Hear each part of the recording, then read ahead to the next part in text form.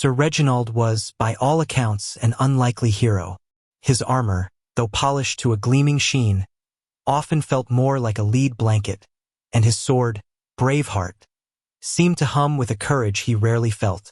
Reginald's greatest fears were, in no particular order, dragons, heights, and anything that involved speaking in front of more than 2 people. He was, in essence, Sir Reginald the Reluctant. His knighthood had been a complete accident. During a particularly ferocious storm, a rogue gust of wind had ripped the royal banner from its pole atop the tallest tower.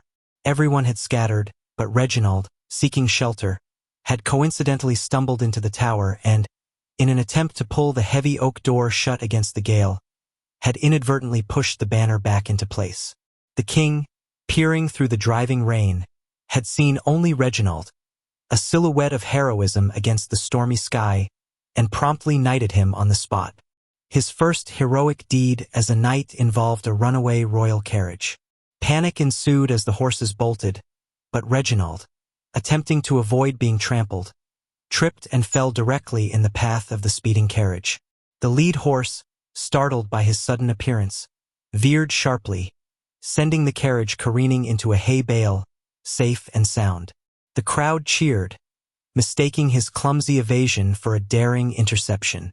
Reginald, dusty and disoriented, simply bowed, his face a mask of bewildered terror. Then came the incident with the whispering wyvern of the Wailing Peaks. The beast, a relatively small dragon with an ear-splitting shriek, had been terrorizing local shepherds. The king, recalling Reginald's bravery with the royal banner, dispatched him to deal with the threat.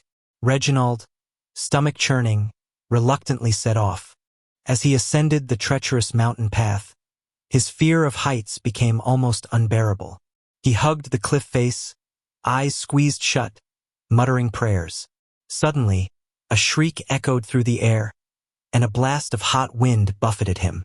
He opened his eyes to see the wyvern swooping towards him.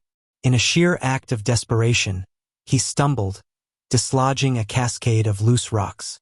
The wyvern, caught off guard by the unexpected rockslide, swerved violently and crashed into a thicket of thorn bushes, effectively trapping itself. Reginald, pale and trembling, simply stared, unsure whether to be relieved or even more terrified.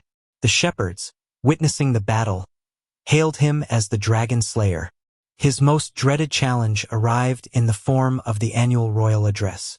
Reginald, as the kingdom's greatest hero, was expected to deliver a speech.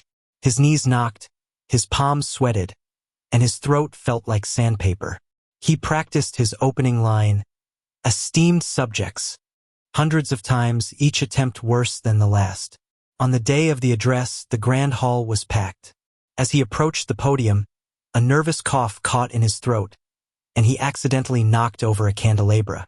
The flames licked at the velvet drapes, and a wave of panic swept through the crowd. Without thinking, Reginald grabbed a nearby pitcher of water, intending to douse the small fire.